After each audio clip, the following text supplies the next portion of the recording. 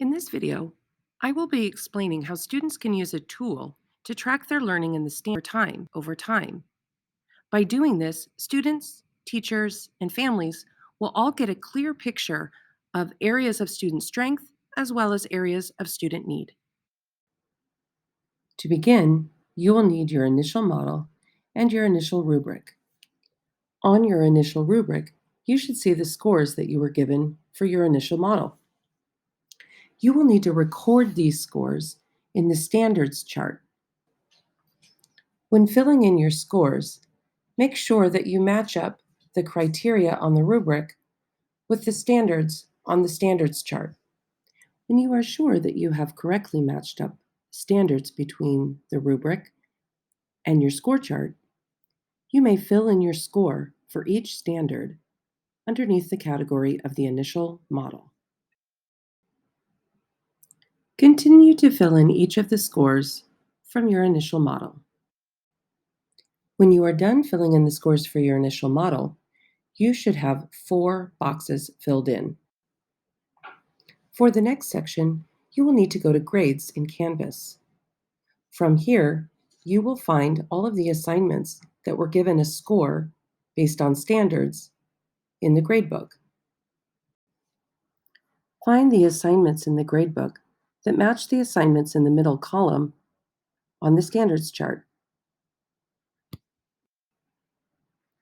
Record your scores for each of the assignments in the middle column. Notice how your scores are changing over time. The last thing you'll need to do for this chart is to find your final assessment and enter the scores. To do this, you will actually need to open the rubric so that you can see how you performed in each of the standards that were assessed on the final test. Add your scores one by one, making sure that you are lining up the standards correctly between the rubric and the chart. When you are all done, you will have a clear picture of how your learning has changed over time. With your clear picture, you may now reflect on your learning and help me decide what your score should be for this unit.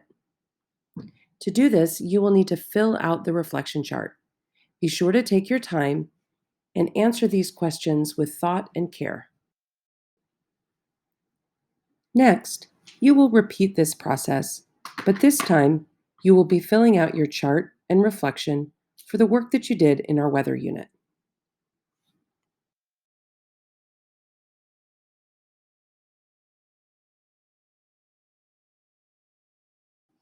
One final note. This work is something that you should be proud of.